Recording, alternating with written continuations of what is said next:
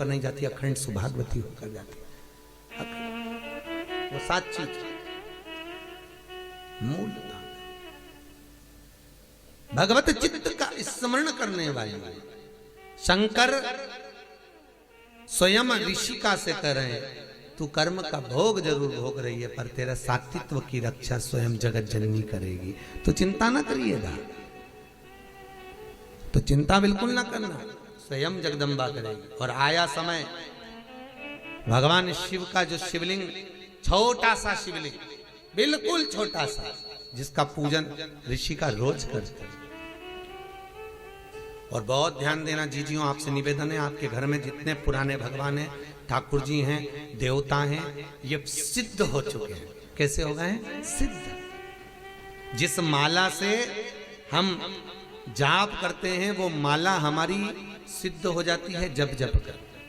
जिस आसन पर बैठकर हम भगवान की कथा सुनते हैं, जिस आसन पर बैठकर हम भजन करते हैं, जिस आसन पर बैठकर हम स्मरण करते हैं, वो सिद्ध हो जाती है हमारी सिद्धता। बड़ा क्रम है हमारा सिद्धता, तो बड़ी सिद्ध है आपके घर में जो भगवान है। तो भगवान स्वयं कह रहे हैं, भोलेनाथ जी कह रहे हैं कि ऋषिका, जिस शिव की तू आराधना करती है, ऋषिका जिस शंकर का तू पूजन करती है, ऋषिका जिस शिव का तू अनुमोदन करती है, तेरी रक्षा करने वाला यही शिवलिंग है, बस यही।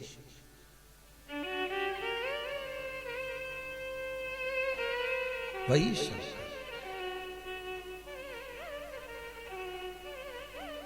अच्छा, बहुत ध्यान देना, कई लोग कहते हैं शंकर जी घर में नहीं रखना है। एक वो महाराज आए थे पहले टीवी पे, उन्होंने सबके घर के शंकर जी को निकलवा के पीपल के पेड़ के नीचे रखवा दिया, भगवान ने उनको ही निकाल दिया। बढ़िया सोफे मोफे पे बैठ के सबको बताते रहते थे। उन्होंने एक दिन शंकर जी को निकला, शंकर जी घर में नहीं होना, सबको निकल, शंकर जी ने उनको निकलवा दिया। ले चल, नहीं। शिव महापुराण की कथा कहती है शंकर अपने घर में है तो बड़ी बीमारी हमारे घर में प्रवेश नहीं कर सकती। शिव यदि है, शंकर है। आप लोगों ने कभी वास्तु शास्त्रियों से मिले हो, वास्तु की जो बताते हैं टिप्स वगैरह, तो वो घर में आपको कहते हैं घर के अंदर जो मंदिर होता है उस मंदिर में शिखर नहीं होना चाहिए। बोलते कि नहीं बोलते? शिखर नहीं होना। क्यों कहते हैं? कभी उन वास्तु शास्त्रियों से पूछा कि मंदिर घर में है तो मंदिर में शिखर क्यों नहीं होना चाहिए? तो वो वास्तु शास्त्री कहेंगे कि घर में अगर शंकर का शिवलिंग है तो शिखर की जरूरत ही नहीं है। अपने घर का आखिरी चोर, जो आखिरी का चोर होगा, वो शिखर का ही काम करेगा और जगत का भी कल्याण करेगा। वो जगत का हित करने वाला शिखर।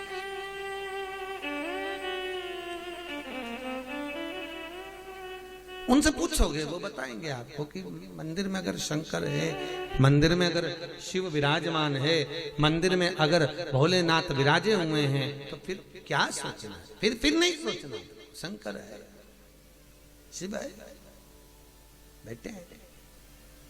अब एक दिन ऋषि का शिव की आराधना में लगी थी, युवानी अवस्था हो गई, और युवानी अवस्था में जब जवान हो गई, बड़ी सुंदर थी वो, अति रमणीय, अति सुंदर, बहुत सुंदर, बहुत सुंदर। और इतनी सुंदर ऋषिका, इतनी सुंदर थी, शिव का भजन कर रही थी। वहीं पर एक मूड नाम का राक्षस है। क्या नाम था उसका? मूड। और मूड नाम का राक्षस आया और उस मूड नाम के असुर ने आकर जब ऋषिका को देखा तो देखकर उसकी चित्त वृत्ति में, उसके मन में ऋषिका के प्रति प्रेम जागृत हो, काम उत्तेजना जाग, और वो ऋषिका को अपना बनाने के लिए प्रयास कर रहा, और ऋषिका को अपना बनाना चाहिए। बहुत ध्यान दीजिए, एक कथा आपने भागवत जी में सुनी होगी, पवन रेखा की। कौन? कंस की मां,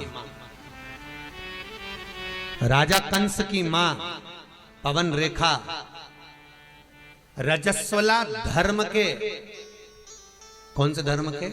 रजस्वला धर्म, जो नारी 7 दिन काम नहीं करती, उस रजस्वला धर्म के चौथे दिन बाल धोकर वन में चली गई थी। पवन रेखा,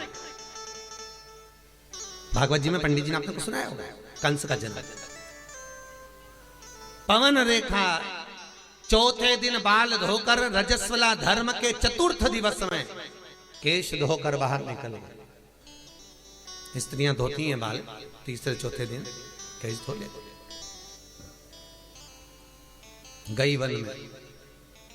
पवन रेखा की सुंदरता को द्रुमलिक नाम के राक्षस ने देख लिया था, बड़ी सुंदर है। और पवन रेखा के पति उग्रसेन जी का रूप रखकर वो द्रुमलिक राक्षस पवन रेखा के घर में चले गया, उन्हीं के साथ रहने लगा और उसी के द्वारा गर्भ ठेर गया पवन रेखा का। जो औलाद पैदा हुई वो कंस जैसी पैदा हुई, राक्षस कंस पैदा हुआ, वो द्रुमलिक नाम के राक्षस का संतान। कंस कितने भाई थे? अरे जम के बोलो जरा। कृष्ण कितने भाई थे? नहीं, कृष्ण पूरे कितने थे? 8। कितने थे? 8। 6 तो वो, 7वें नंबर के दाऊद जी और 8वें नंबर के कनिंग। कृष्ण कितने भाई हैं? 8। कंस कितने भाई हैं? 8। कंस कितने भाई हैं? 8। और 8 भाई राजा कंस के स्वयं को मिलाकर जब 8 है, तो जो 7 भाई थे कंस के, वो भगवान की भक्ति में डूबने वाले थे, स्मरण करने वाले थे, दान पुण्य करने वाले थे, नाम कीर्तन करने वाले थे, नाम स्मरण करने वाले थे। कंस के वो 8 भाई, थोड़ा प्रश्न बढ़ाइए, कंस के आगे 7 के 7 भगवान की भक्ति में डूबने वाले, और जो 8वें नंबर का जो कंस था वो गलत काम करने वाला। तो सबको आश्चर्य हुआ, बात क्या हुई? तब मालूम पड़ा कि पवन रेखा के गर्भ में जो संतान थी वो द्रुमलिक नाम के राक्षस की थी, इसलिए 8वां गर्भ बिगड़ गया, अष्टम गर्भ खराब। 8 तब मालूम पड़ा। अब मूढ़ नाम का असुर राक्षस ऋषिका को अपना बनाना चाहता था, ऋषिका भजन में डूबी हुई थी। बहुत ध्यान देना साहब, राजा श्वेत भजन में डूबे, मृत्यु देवी को भी मरना पड़ा था, यमराज के भी प्राण छूट गए थे महाराज, यमराज के, राजा श्वेत के कारण। और अब स्वयं ऋषिका जब शिव की आराधना में लगी हुई है, ऋषिका जब भगवान शंकर का भजन कर रही है, ऋषिका जब शिव का स्मरण कर रही है, ऋषिका जब शंकर का अनुमोदन कर रही है, और उसी समय पर जो मूढ़ नाम का असुर आया शंकर का भजन में, तो ऋषिका डूबी थी, स्वयं शंभु प्रकट हो गए और शंकर ने प्रकट होकर उस मूढ़ नाम के राक्षस का संहार करा। ऋषि का चरणारविंद का स्मरण करने लगी, प्रभु इस मूढ़ नाम के असुर ने मुझे गलत दृष्टि से देखा है, गलत दृष्टि से देखा, और मूढ़ नाम के असुर ने जब मुझे गलत दृष्टि से देखा है, तो मेरा जीवन शिव आपको समर्पित करने के लिए नहीं रहा, कुछ कृपा करिए। शंकर भगवान ने गंगा जी को बुलाया, गंगा इस ऋषिका ने जिस शंकर के शिवलिंग की पूजन करी है, वो शिवलिंग नर्मदा जी के तट पर यहां नंदिकेश्वर के नाम से विराजमान होगा। गंगा तो ऋषिका का कल्याण कर, गंगा मैया स्वयं आई और आकर बैसाख की पूर्णिमा के दिन गंगा जी ने नर्मदा के तट पर नंदिकेश्वर के सामने ऋषिका का ऊपर जब जल वृष्टि करी तो उसका उद्धार कर दिया। उद्धार करा तो ऋषिका ने हाथ जोड़कर निवेदन करा, गंगा मैया मैं भले शिव के धाम चली जाऊं, पर निवेदन आपसे इतना सा है, वर्ष में एक दिन आप नंदिकेश्वर पर आकर स्वयं विराजमान होना। आज भी नर्मदा जी के तट पर नंदिकेश्वर शिव का शिवलिंग है महाराज, शूलपाणेश्वर की झाड़ी के आगे। वहां पर 2 नदी की धार है, कितनी है? 2। एक ये नर्मदा जी बहकर आ रही है और एक नदी ये गंगा का जल है। तो ये जो नर्मदा जी बहकर आ रही हैं ये तो निरंतर बह रही हैं, पर एक नदी का स्थान बना हुआ, एक नदी का स्थान बना हुआ, वो नदी साल में केवल एक बार, आप लोगों ने कहीं किसी के व्हाट्सएप पे भी वो आई होगी, नदी का दर्शन करा होगा शायद, अभी बीच में एक बार किसी के व्हाट्सएप पे मैसेज में भी थी, एक नदी तो बह रही गंगा नर्मदा, पर जो दूसरी नदी है गंगा, वो बैसाख की पूर्णिमा के दिन साल में केवल एक बार वो नदी नर्मदा से मिलने के लिए गंगा आज भी आती है, आज भी आती है, केवल एक दिन के लिए, केवल मात्र एक दिन के लिए, वो बैसाख की पूर्णिमा नंदिकेश्वर। लोग कहते हैं महाराज जी शंकर के चमत्कार क्या, हम कहते हैं चमत्कार देखना है तो कभी तुम जाओ बिजली महादेव पर जाकर देखो कि पूरे भारत की भूमि की सबसे पहली बिजली शंकर के शिवलिंग पर मनाली में गिरती है, बिजली महादेव के ऊपर बिजली गिरती है और शंकर के टुकड़े टुकड़े हो जाते हैं, और वहां एक व्यक्ति मक्खन मंकर लाता है और शंकर के टुकड़ों को जोड़ता है, फिर हाथी की सूंड से पांव से भी तोड़वाता तो शिवलिंग नहीं टूटता है, वो बिजली महादेव मनाली में। कभी मौका मिले नंदिकेश्वर जाकर देखिए, नर्मदा के जल के पास में गंगा का जल आज भी बैसाख की पूर्णिमा के दिन मिलने के लिए आता है, प्रति वर्ष एक दिन, मात्र एक दिन, दूसरे दिन नदी फिर सूख जाती है वापिस, कहा नहीं भगवान। नर्मदा नदी शंकर भगवान के शिव के शरीर के पसीने से बेटी के तुल्य में प्रकट हुई नर्मदा, अमरकंटक से निकली, बड़ी सुंदर जगह है महाराज, कभी मौका मिले जाइए। भगवत चित्त का स्मरण हो,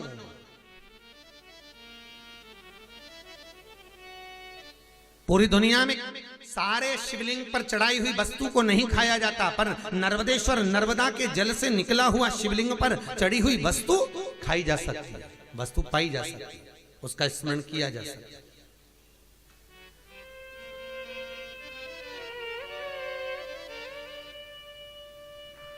ये उसी में का भाग है, जैसे पान का पत्ता,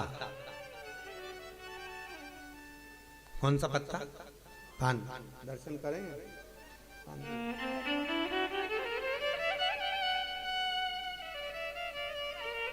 ये पान का पत्ता,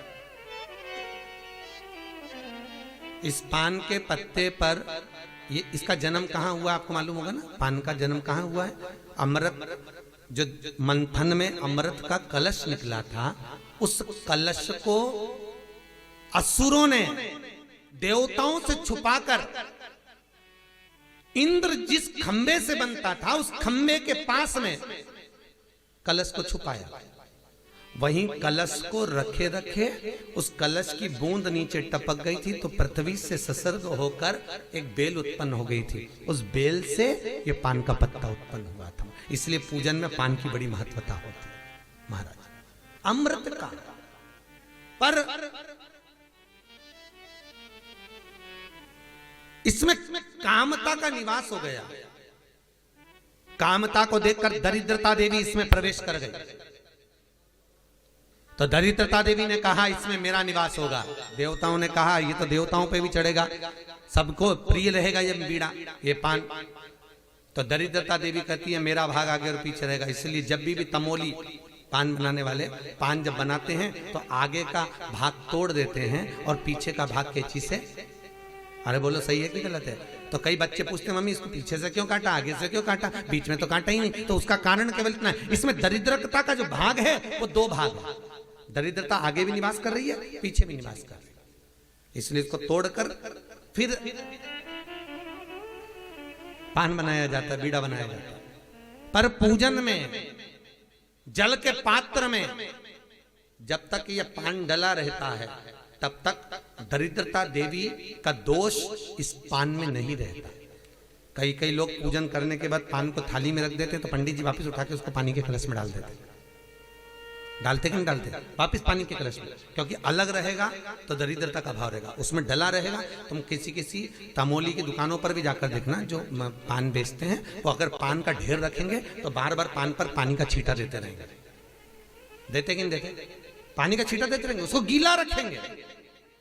भले पानी से वो सड़ रहा है, पानी से गल रहा है, तो भी उस पर जल का छींटा देंगे, क्योंकि पानी में जब तक है तो उसमें दरिद्रता का भाव नहीं है। पानी से सूखा दरिद्रता का भाव प्रकट हो जाए। तो शंकर का जो मिलन है महाराज, शिव कह रहे हैं तू गंगा नर्मदा के इस नंदिकेश पर तू आ और मिल। तो जो कहते हैं कि भगवान कहाँ हैं, हम कहते हैं एक बार जाकर जरूर देखो साहब, जरूर देखा। उसकी प्राप्ति का केंद्र बिंदु है वो जो अवश्य प्राप्त होता है। शंकर की कथा कहती है, ऋषिका शिव के धाम में चली जाती है, देवताओं ने पुष्पों की वृष्टि करी है, गंधर्व गान करे हैं, अप्सरा नृत्य करी, चारों तरफ सुख समाहित हो जाता है, सुख समाहित। इधर भगवान शिव की कथा कहती है, शंकर भगवान अनुमोदन करते, आनंद के सुख की राशि है, सुंदर मंगल विवाह प्रसंग का स्मरण हुआ। शिव जी का विवाह पार्वती के साथ हुआ, कल अपने कथा में सुना। पार्वती और भगवान शंकर का जो विवाह हो रहा है, शिव और पार्वती का जो मंगल विवाह हो रहा है, अपन कल कथा में उसको श्रवण करें। और फिर ध्यान देना, शंकर विश्वास है, पार्वती श्रद्धा है, और शिव और पार्वती का विवाह नहीं है, ये विश्वास और श्रद्धा का मिलन है। आज के जमाने में ये दोनों चीजें किसी के घर में नहीं है। क्या क्या चीज बोलो जम के? विश्वास और श्रद्धा, ये दोनों चीज लोगों के घर से चली गई। ना विश्वास रहा ना श्रद्धा रहा। भाई भाई पे विश्वास नहीं करता, देवरानी जेठानी पे विश्वास नहीं करे, जेठानी देवरानी पे नहीं करे, सास बहू पे नहीं करे, बहू सास पे नहीं करे। और जरा विचार करो, कितना विश्वास था पहले के समय में, कितना विश्वास। और आज भी जितना विश्वास सास के मन में बहू के प्रति रहता है, उतना बहू के मन में सास के प्रति नहीं रहता।